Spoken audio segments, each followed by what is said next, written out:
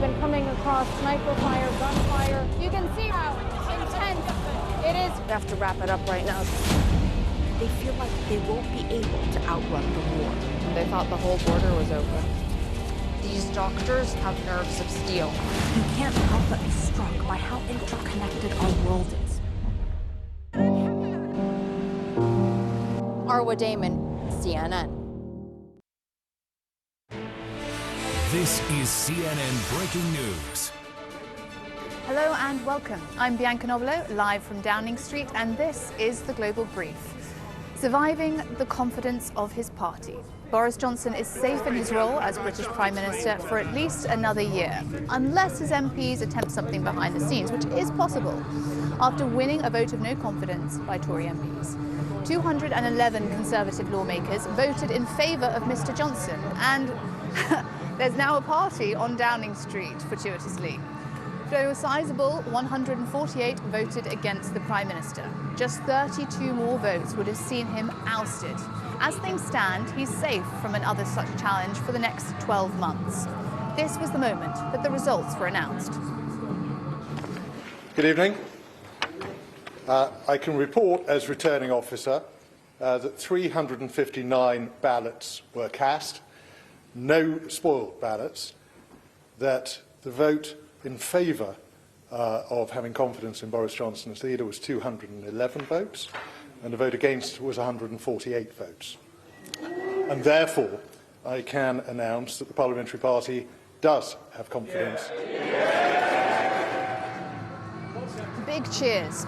Now, this showdown was months in the making. The Prime Minister's reputation has been badly damaged over recent weeks, owing to the Partygate scandal and its fallout.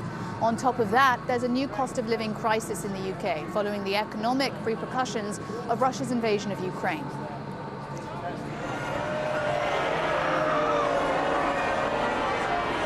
This was the mood just last week. Boris Johnson getting booed at the Queen's Platinum Jubilee, marring a celebration that was otherwise free of politics.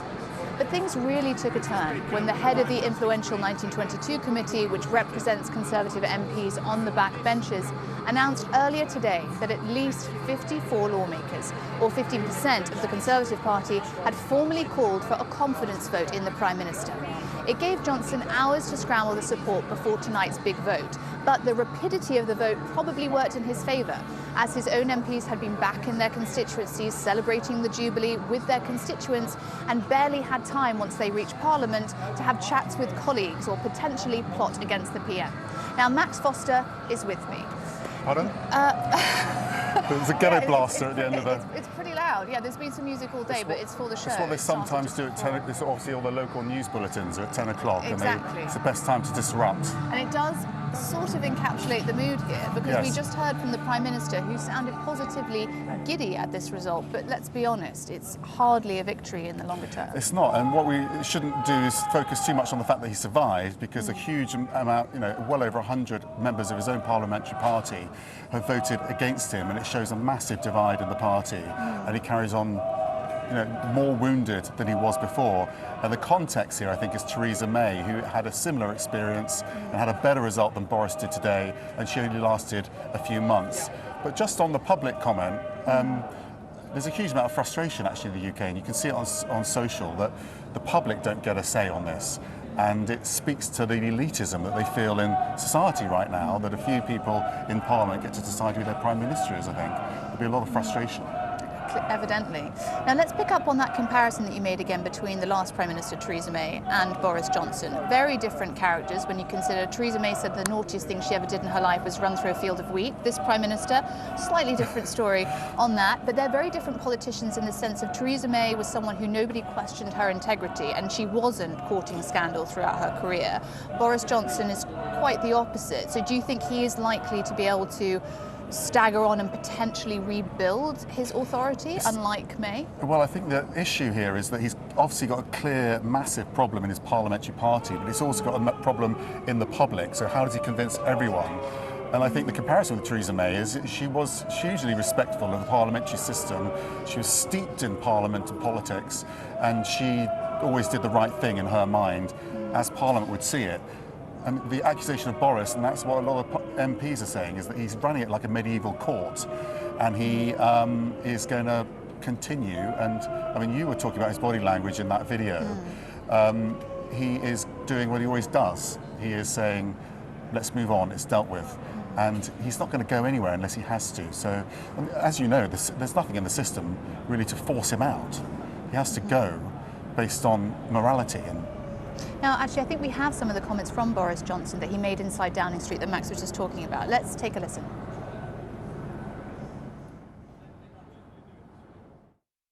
A very good result for politics and for the country. I do. Just in this sense, I think it's a convincing result, a decisive result, and what it means is that as a government we can move on and focus on the stuff that I think really matters to people.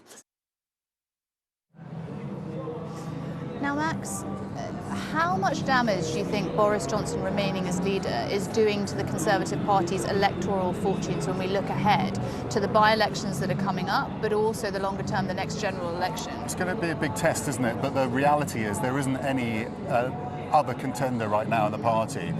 All the cabinet came out in his support. Jeremy Hunt, a former cabinet member, isn't a fan of Boris Johnson, and the way that the Downing Street are painting the fact that he came out and voted against Boris is that it's Remainers who are against Boris. So they're trying to blame it all on that and say, we won the Brexit vote, we're in power, so therefore ignore all of that lot. I think, you know, his credibility is damaged. On the world stage, he's a weaker leader, and he will now have to make compromises to get the support of his party in Parliament. So it's damaging for his government, but it's also damaging for the country, and we'll see how long he can last. But as you were saying, he's protected now for a year. Technically, although they could fiddle with those rules, or the cabinet could essentially compel him into stepping down. Just one last question to you, Max. I mean, do you think that the Prime Minister, inadvertently, by surviving this confidence vote, one of the perhaps indirect consequences will be that the leadership campaigns to be the next Prime Minister will really ramp up, and they'll start to be coalescing around certain groups because they might recognise he may have survived tonight, but this isn't a sustainable political situation? It's so delicate, isn't it? Because Jeremy Hunt, who's clearly launching some sort of alternative leadership battle, is being criticised by a huge amount of people in his party for being too opportunistic, and it's getting the timing right. So the other front runners are obviously Liz Truss, the Foreign Secretary, Rishi Sunak, who's in the next door, in the Chancellery. They are the front runners, but they aren't going to come out unless they're sure they're going to have enough support. And you've seen how the cabinet all came out for Boris Johnson today. I mean, never underestimate Boris Johnson. That's what we learn in all of these situations, isn't it? So let's see if he can muster enough support behind the scenes, but it's a hell of a challenge. I suppose that is one moral of the rather Janus-faced story of today. Max Foster, thank you so much for joining us. And now with me is Conservative MP Peter Bone. Thank you so much for joining the programme tonight, sir. What's your reaction to the events of tonight? Does the Prime Minister have your support? Oh, he has my support, and clearly has the support of the Parliamentary Party, who won a huge majority tonight, and I'm pleased that we've had this election. I'm pleased that it's dealt with. Now Boris can continue to lead us into the next general election, and hopefully victory. The people who should remove prime ministers and parties from government are the electorate, not a handful of dissident backbench MPs. Now, you are a seasoned politician and a very experienced man. Do you genuinely, hand on heart, view tonight as a victory for this Prime Minister? Well, yes. I mean, if we look back to the last time there was an election for a leader, when the MPs had to vote to put two MPs through to the final for the membership to decide, Boris only got 51% of the vote. He then got 2/3 of members supporting him, and then he went on to win a massive majority. So he's far more popular out in the country than he is within a small part of the Parliamentary Party. And the fact that he's actually got more MPs percentage-wise voting for him tonight than he had before clearly shows things are getting better for him. One of the remarks made about the agitation and discontent towards Boris Johnson that precipitated this vote of confidence is the fact that it was broad and it was disparate. It came from different wings of the party, unlike against Theresa May when she faced a vote of confidence where it was quite clearly about Brexit. So what can the Prime Minister do now to try and regain the trust of very different MPs with different priorities and different reasons for wanting to get rid of him? Well, you're right that Boris, of course, can get votes from all parts of the United Kingdom. In England, he can get them from the northeast, the northwest, from the Midlands, from the south and from the southwest. No other Conservative politician, well, since Mrs Thatcher, has been able to do that.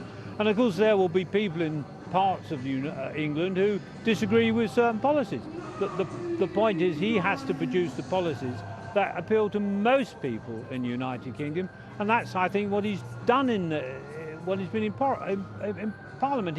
He fixed the broken Parliament when he came in. He got Brexit done. He got the first vaccination in Western Europe. That's gone to billions of people, saved countless lives. He had the furlough scheme protecting families during the pandemic, had the booster scheme to stop a second wave of the pandemic. Now he's dealing with illegal migration from across the Channel, and the big issue for him now is the cost of living. But of course we have this dreadful war in Europe, and the Prime Minister, by most people's accounts, is leading European response to the Russian invasion of Ukraine. The Prime Minister amended the ministerial code about a week and a half ago to remove references to resigning if you break it, also removing references to honesty, transparency and accountability. Do you think Boris Johnson has done damage to British democracy and to public trust in MPs? No, I think you're wrong about the ministerial code. If, for instance, you lied to Parliament, you'll have to resign. I think what the differences or alterations to the code are to do with the fact if someone makes a minor a breach, he can be dealt with in another way and wouldn't have to resign. But if you lied to Parliament or did something seriously wrong, then you'd have to go. So I think talk about that's a bit of red herring. So do you think the Prime Minister has done any damage to public trust? Because I've been speaking to members of your own party today and in all the days leading up to this, and many have told me privately, and some have admitted publicly, that they believe Boris Johnson has, especially through Partygate, but also through many other aspects of his leadership and his sort of attempts at a more presidential style. Do you not agree? Well, I haven't noticed a more presidential style. In fact, I guess this Prime Minister has come to Parliament to make statements and answer questions more than any other Prime Minister I can remember. And knocking on doors, which is what you should do as a Member of Parliament, and talk to your voters. When I knock on doors, people bring up lots of issues. They don't bring up the so-called Partygate, which is very much a Westminster bubble story. Yes, they're worried about the cost of living, they're worried about energy prices, they're worried about the war, they're worried about illegal migration. But those are the issues we've got to deal with.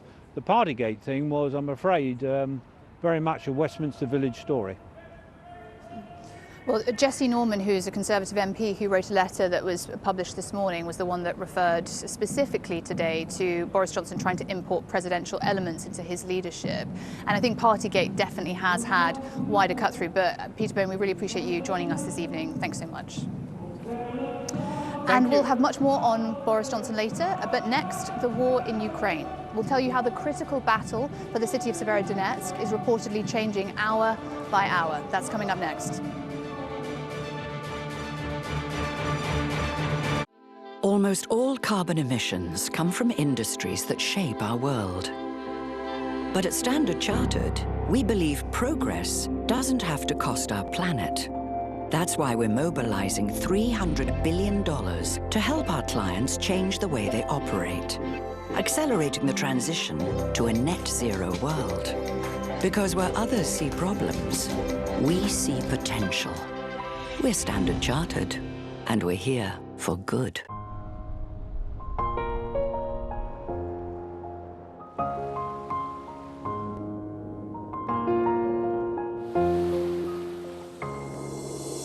We share this place, we all belong.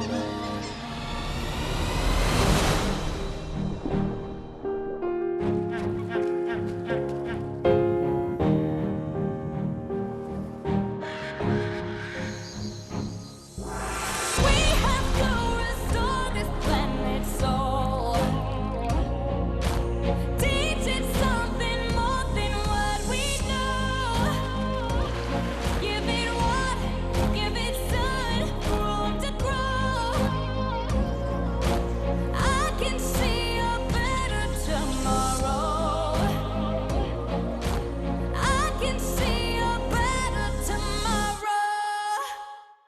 The world's biggest business stories in one place. Expert analysis from every corner of the globe. Marketplace, Africa, Asia, Europe, and Middle East. With CNNBusiness.com. Once in a generation opportunity. Technology, innovation, business.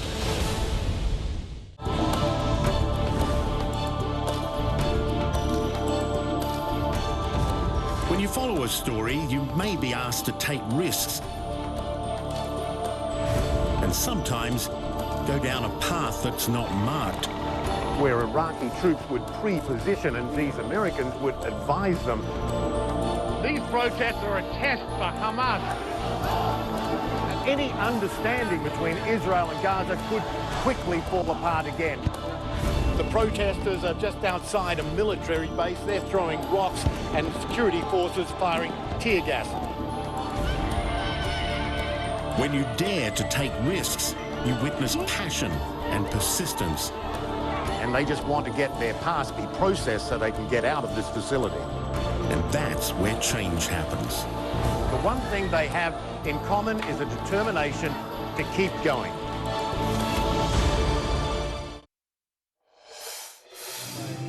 Hello and welcome back. This is the Global Brief, live from Downing Street. Just barely an hour after the British Prime Minister Boris Johnson won a confidence vote for his leadership. We'll continue exploring what that will mean ahead. But first, I want to turn to Ukraine.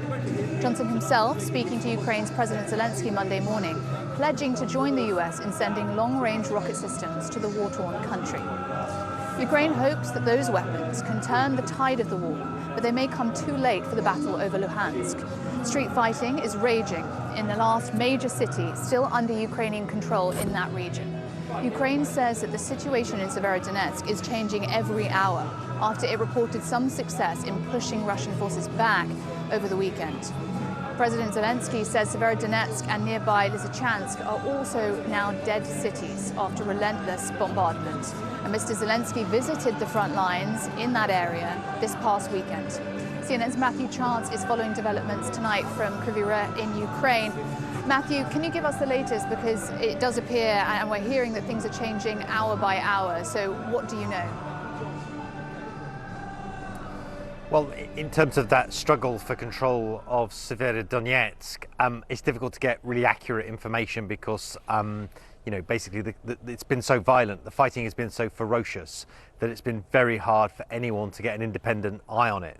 But, you know, look, I mean, by all accounts, it is a fierce battle for control of the streets of that city. As you rightly said, it's the last city still under the control of the Ukrainian government, although that control is, you know, questionable at this point, given that Russian forces have been, you know, ploughing resources, military resources, into seizing that city, simply so they can declare that political win, I think, so they can say that they have achieved part of their objective, which is to control the whole of Donbass.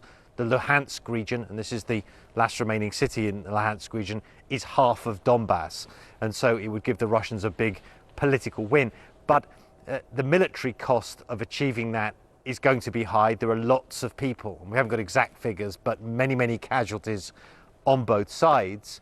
And what the Ukrainian strategy is, they say, is to make it as hard as possible for the Russians to declare that political victory, to bleed them as much as possible, and of course to divert their military attention from elsewhere in the country. And I suppose to some extent they've been successful in that, but I think very few people, including members of the Ukrainian government that are speaking out on this, believe that the Ukrainian military can ultimately hold on to this city. So it now seems that it's lost to Russia completely. It's now just a question of when, not if.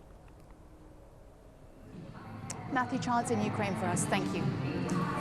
Russian forces have handed over some of the bodies of fallen Ukrainian soldiers who fought during the bloody 2-month siege of the port city of Mariupol. CNN's Ben Wiedemann speaks to the workers in Kyiv who have the grim task of identifying them.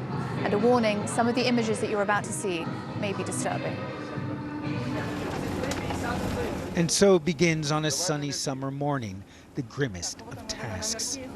Workers at Kyiv's central morgue examine the contents of 160 dirty, putrid body bags, containing the badly decomposed remains of soldiers killed during the 2-month siege of the port city of Mariupol and in the city's sprawling Azovstal steel plant, where Ukrainian forces made their last stand. Ukraine and Russia have conducted an exchange of bodies as part of the agreement that ended the siege. Forensic examiner Lilia Filipchuk has been on the job for 3 years. Since the war began, she's had little rest. We also examined the bodies from Bucha and Irpin, she says, referring to Kyiv suburbs where retreating Russian forces are accused of committing atrocities against civilians. Elena Tolkachova is also helping. She's affiliated with the Azov Brigade, which fought in Mariupol. The brigade is a nationalist militia that was integrated into Ukraine's armed forces. The morgue is already full of bodies from Kyiv, from Bucha, from Irpin, she says. So we have to put them in a refrigerator truck. Morgue workers search the ripped and ragged clothing for documents and tag and bag personal items. This is just the start of a long process. Some of these bodies have no identification, so their DNA will have to be sampled. And it may take a month, maybe more, to find out who they were. And only then will their loved ones know their fate. Finality for the living and the dead will have to wait. Ben Whitkin, CNN, Kyiv. The US and South Korea are watching North Korea missile launches Their launches came after the North fired 8 missiles into the sea, a move that Japan's defense minister called unprecedented. And now the International Atomic Energy Agency says that it has new indications that the North may be prepping for an even bigger provocation.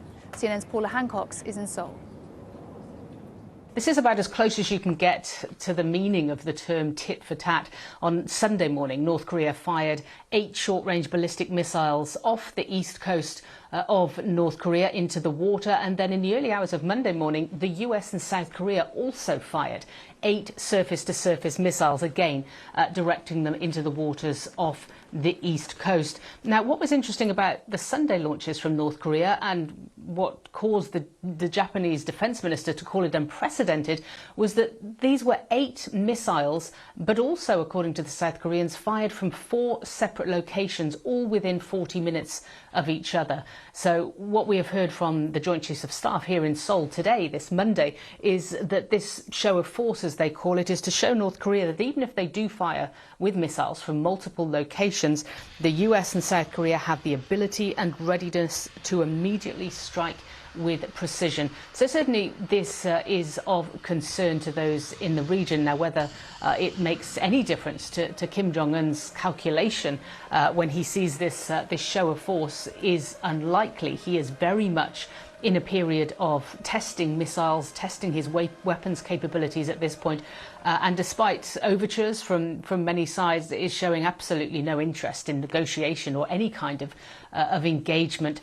Now, also what we have heard today from this Monday from the IAEA, the International Atomic Energy Agency, is that they have what they called observed indications that one of the entrances of the underground tunnel where previous underground nuclear tests have taken place appears to have been reopened, and they say that it is possibly in preparation for a nuclear test. That would be in keeping with what we have heard from both US and South Korean intelligence and military agencies, saying that they believe that the preparations are pretty much done by North Korea in preparation for a potential 7th underground nuclear test, which experts say would mean now that it's really a political decision as to whether or not to go ahead with that. Kim Jong-un having to make that decision when or if he wants to do that 7th test. The IAEA saying that it would be a cause for serious concern. Paula Hancock, CNN Seoul.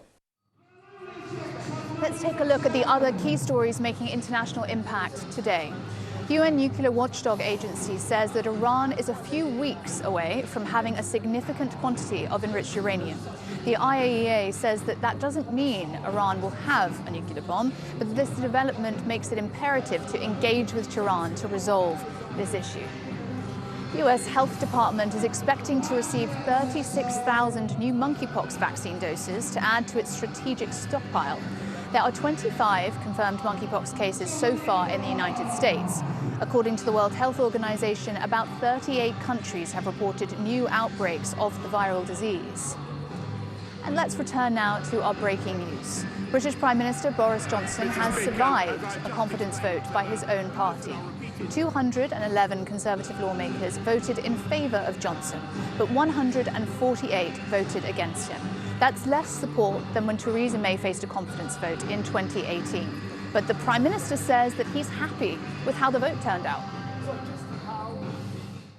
A very good result for politics and for the country. I do. Just in this sense, I think it's a convincing result, a decisive result, and what it means is that as a government we can move on and focus on the stuff that I think really matters.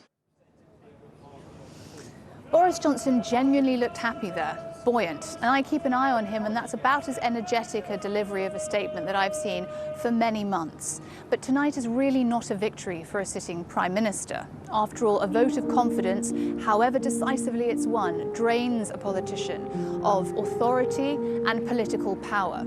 It remains to be seen whether or not Boris Johnson continues to be a politician who consistently defies expectations, or if, like his predecessor Theresa May, a few months on from this victory, or so-called, he's able to stagger on and not able to affect any of his policy and his agenda. The key event to watch next will be the by-elections on the 23rd of June. If Johnson loses one or both those seats, he's definitely going to be facing more pressure from his party, and they might be looking for more imaginative ways to depose him. Thank you for watching this special edition of The Global Brief. I'm Bianca Nobilo, live outside Downing Street. Goodbye. I'll see you soon.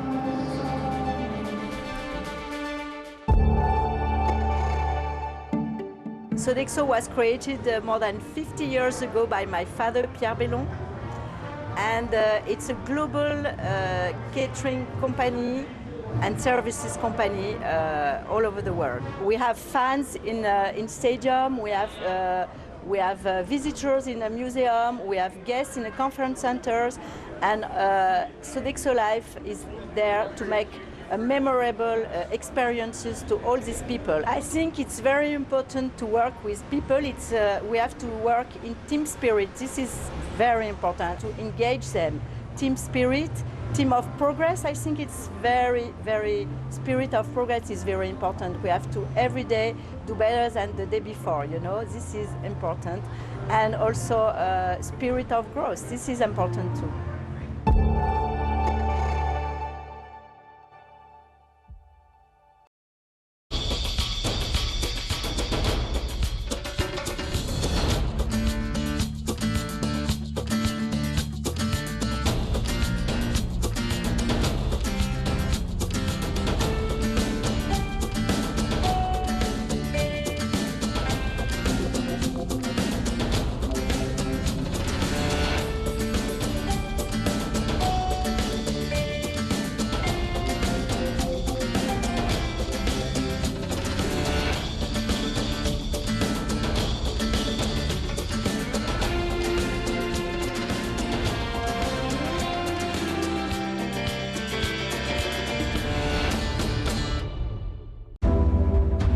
Our mission here at CNN. The news comes first. More breaking news that we are following right now. Welcome to the Situation Room. We have breaking news.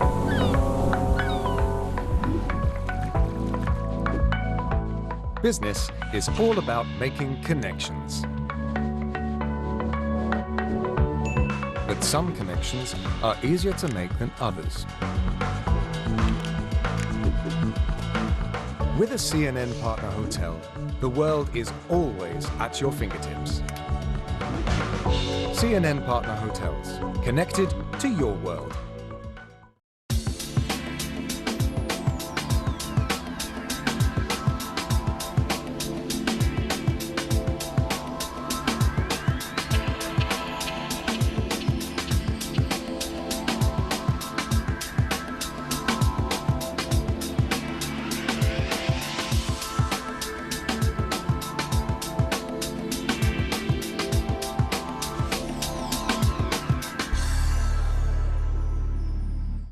I'm Patrick Ottman in Havana, Cuba, and this is CNN.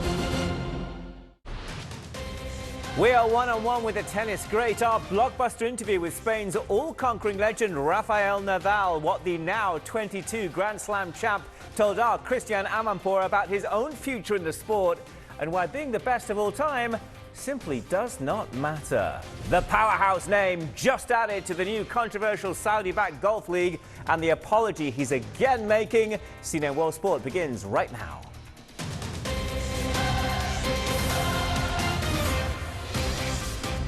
Hi there, thanks for joining us. Welcome to World Sport. I'm Patrick Snell. A huge name committing to the highly lucrative Saudi-backed Golf League. That one is just ahead, but we do start in Paris on our one-on-one interview with the undisputed king of clay, namely Rafa Nadal, who made it a record-extending 14 French Open titles this past weekend. On Monday, a rather familiar sight as the recently turned 36-year-old basking in the glory of his latest triumph in the French capital, having overcome a whole host of injuries along the way too. What Nadal is now saying about his own future in tennis and how he answered when asked about being the greatest of all time, that's coming right up for you. Well, Nadal now moving on to 22 Grand Slam titles. The Spaniard's now too clear of his great rivals and, of course, fellow legends Roger Federer and Novak Djokovic, who are both on 20. Nadal sitting down this Monday in Paris with CNN's very own Christian Amanpour.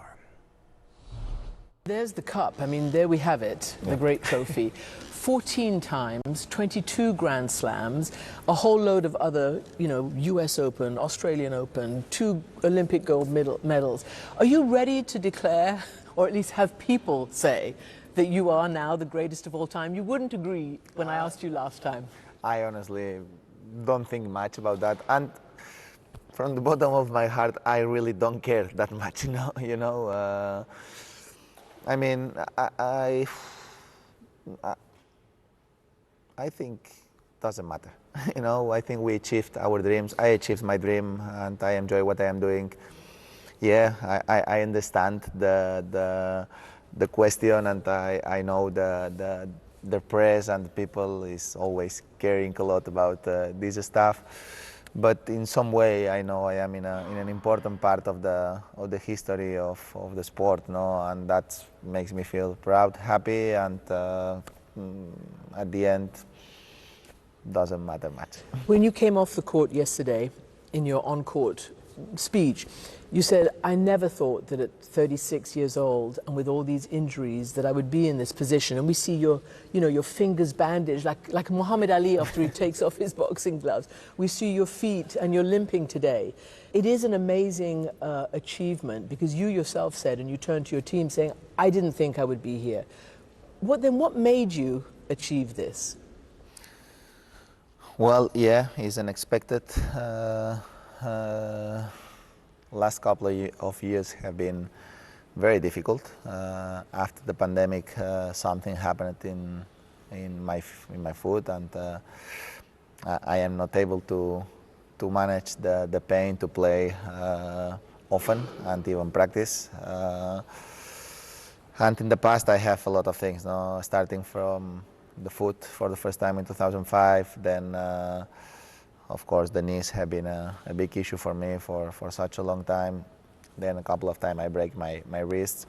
I don't know, but the only thing that I can say is going through all these probably challenges, I always hold the passion for keep going, and I always hold the love for the game, and I always wanted to keep going. And that's probably why I am in the position that I am today.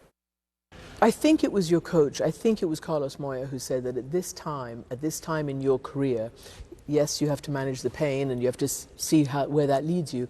But in terms of tennis, you've got it. I mean, you've obviously got that down. There's nothing more that you can achieve in the technical side, that it's all about the mind now.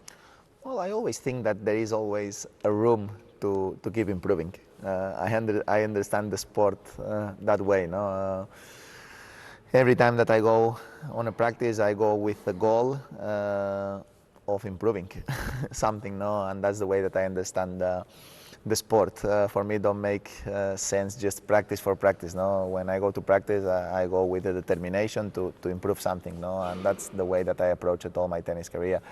Of course, today the physical issue makes the difference. No, because if I am healthy, I can practice the proper way. I am happy. I enjoy what I am doing. When you're in the, I don't know, the Australian Open final and you're 2 sets down and you're playing the guy who won the US Open final, what goes through your mind? Even here, you were, like when you played Felix Auger-Aliassime, I was there, I watched it, and it was very touch and go. What steel trap do you... On my mind is normal thing that I lose.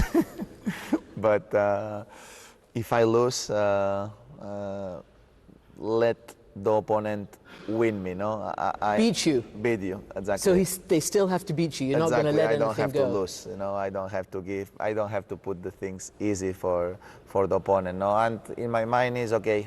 Things are super difficult, but let's keep trying to find a solution. You know, let's keep trying to find a way to play a little bit better, to make the opponent feel a little bit more uncomfortable. I don't know, just try to fight mentally and in terms of tennis, of course. You must feel some joy at beating Federer and Djokovic in terms of the Grand Slams. Can you take some joy? Yeah, of course. Yeah. No, of course. I as I said, of course, I want to be the player with more Grand Slams of the history. That's competition, but it's not something that I am upset at all, and it's not something that honestly changed my mind. No, and maybe that's how you keep achieving. You never know, but honestly, it's something that not bothers me if Novak win 23 and I stay with 22. I think my happiness will not change at all, not even a 1%. Fascinating chat. Thanks to Rafael, one-on-one with Christian on this day. Oh, do stay with us. CNN World Sport back with so much more. Stick around.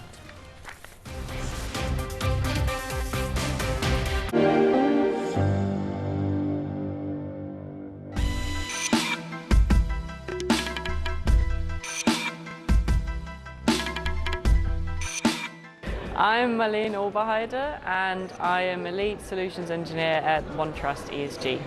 What's really great about leaders coming together at events like this is that you can really have that conversation amongst peers. You can learn from each other's expertise. And at the end of the day, sustainability, to me at least, shouldn't be a competition between companies. It is about collaborating. It is about working together to be more sustainable, to reduce our carbon footprint, to achieve the targets that we need to achieve as society at large. And therefore, having events like this, having this exchange, having discussions, and learning most of all is very, very valuable, and it's great to be back face to face after COVID as well and be able to look each other in the eye and have those important conversations.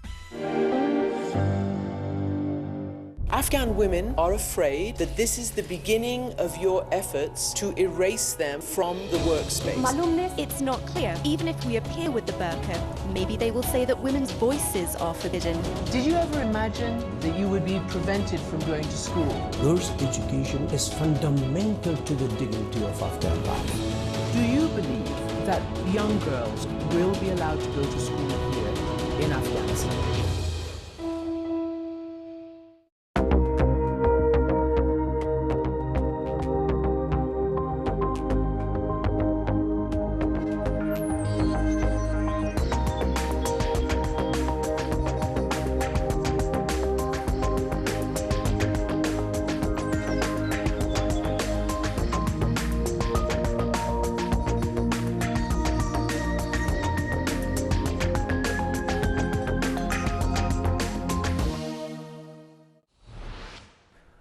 Welcome back to you. We've learned America's 6-time major winner Phil Mickelson has added his name to the controversial and highly lucrative Saudi-backed golf series, which debuts in the UK on Thursday, ending his 4-month hiatus from the sport. Now, Mickelson saying back in February he would take some time away after being criticised for comments he made about Saudi Arabia's regime and the new country-funded event. Now, last week, the US PGA Tour threatening disciplinary action for golfers who participate in it. In a statement, the 51-year-old Mickelson adding, "I want to again apologise to the many people I offended and hurt with my comments a few months back. I have made mistakes in my career in some of the things I've said and done.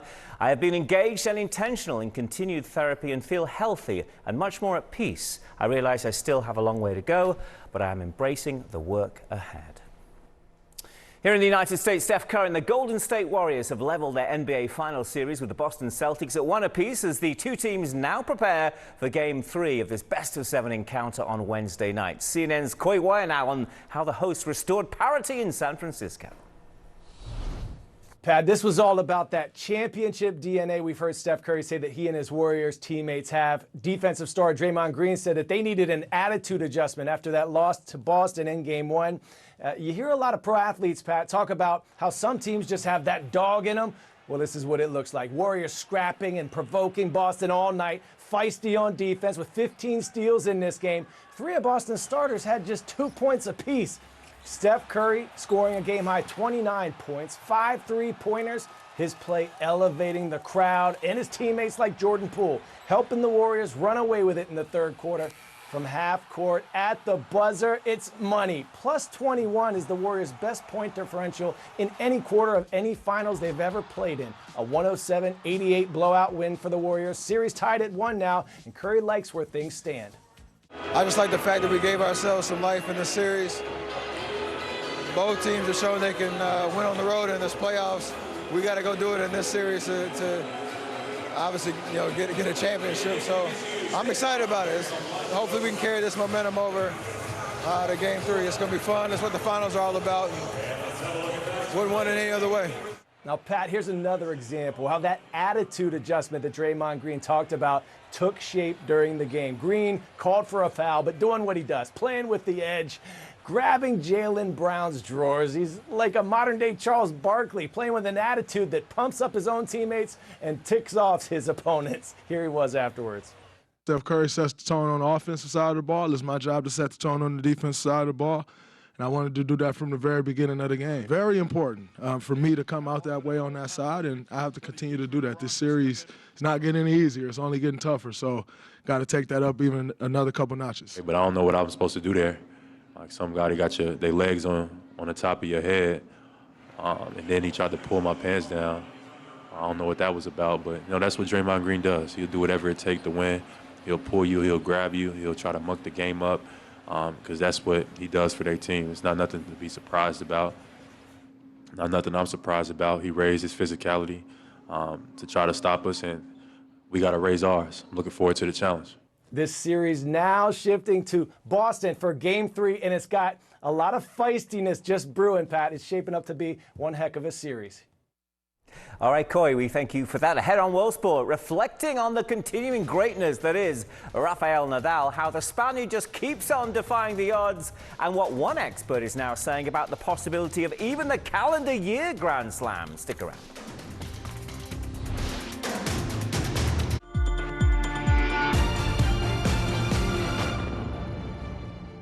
My school has been involved in human trafficking awareness and taking action against human trafficking for about 13 years. My name is Veronica McDaniel, and I am teacher supervisor of Atlanta International School Against Human Trafficking. I feel it's important to teach young people to know the signs of human trafficking. We can do a lot of prevention work just by opening their eyes to the problem. Hashtag My Freedom Day means a lot to me. It actually fuels my work with young people at Atlanta International School and globally. 6 years running, we've been able to really reach a lot of students. It's just become bigger than I think any of us really thought it would, and now we want it to keep getting even bigger. My hope for the future is that students are becoming so much more confident in this topic that they're completely leading the charge, where students are listening to other students, and we're realizing that's the most effective way for kids to really hear about the issue. I'm an idealist. I know that we can't completely eradicate human trafficking in the next 5 years, but my hope is that over time, with this new wave of strong young leaders, that we're certainly diminishing.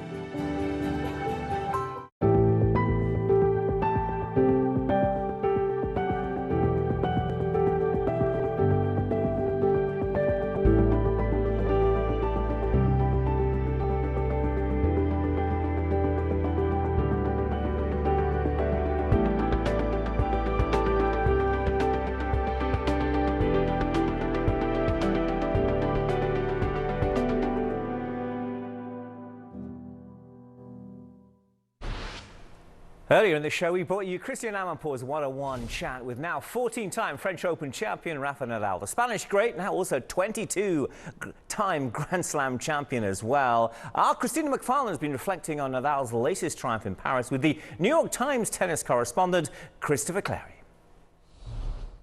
In his, grand scheme of everything he has achieved in his career, where do you think this will rank for him?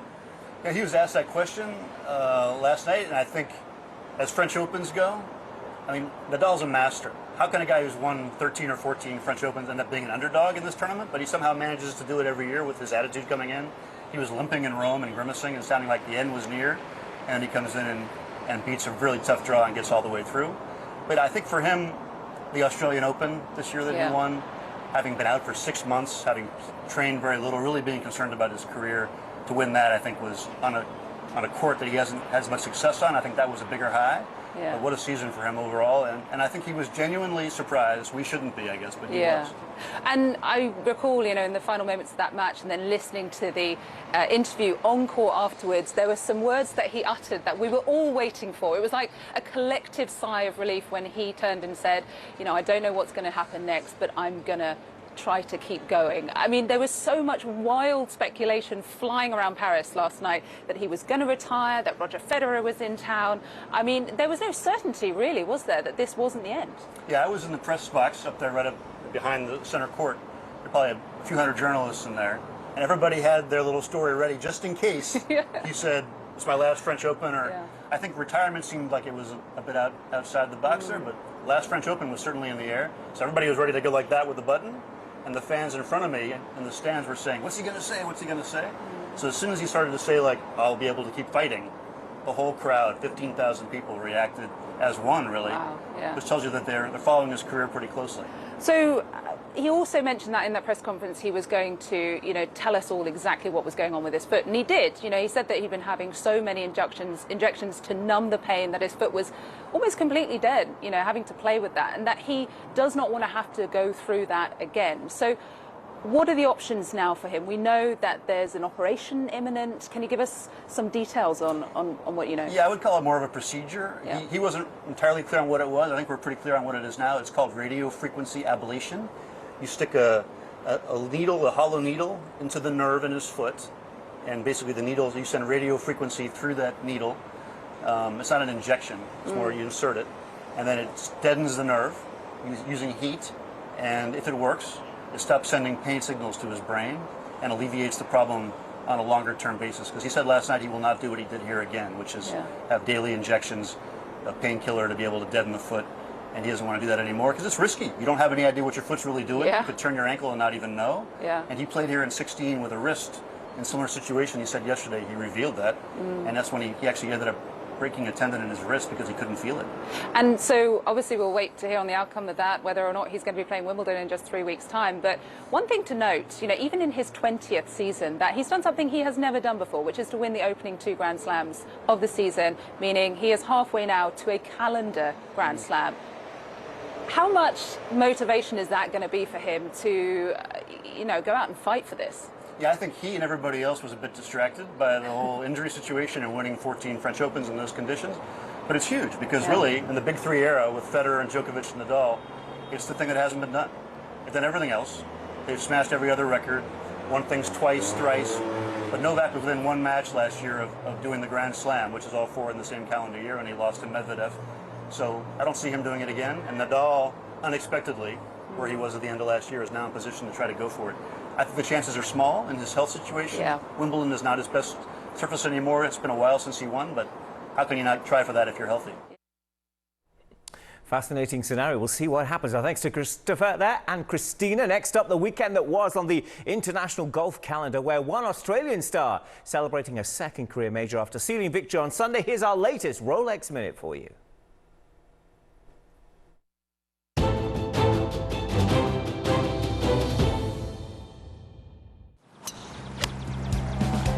Minjee Lee produced a consummate performance to win the US Women's Open held at Pine Needles Lodge and Golf Club in North Carolina. The 26-year-old took a 3-shot lead into the final round of the season's second major championship, responding to bogeys at the 5th and 7th holes with a series of nerveless par putts that kept her on track for the win. World number 3 Lydia Ko put herself into contention on the final day following a third round 66, ultimately finishing the tournament in 5th place. 32-year-old Mina Harigai finished as runner-up 4 shots adrift of the winner, the best major result of her career. Minjee Lee's victory saw her join childhood idol and fellow Australian Kari Webb as a US Women's Open champion at the Pine Needles Club.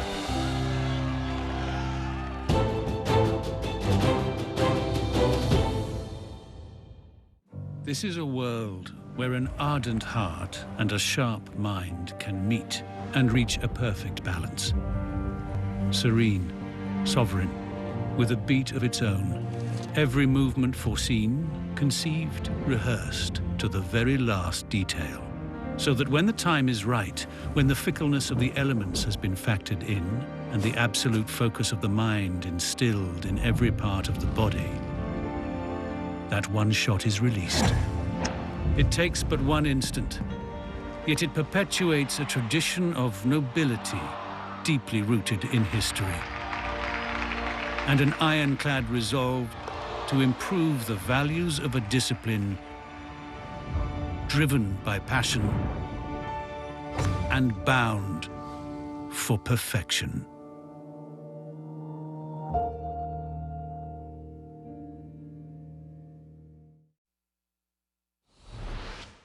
Well, it was pain and despair over the weekend for Ukraine's national football team, who've fallen just short in their bid to qualify for this year's World Cup in Qatar. This as the celebrations, though, continue for their opponents Wales, with war, though, still raging in Ukraine amid Russia's ongoing invasion of their homeland. Ukrainian players draping in the flag there of their country ahead of this World Cup playoff final in Cardiff. Wales ahead, though, just past the hour mark. Their starman Gareth Bale proving the difference maker. Free kick unluckily headed into his own net by Ukrainian skipper Andrei Yarmolenko.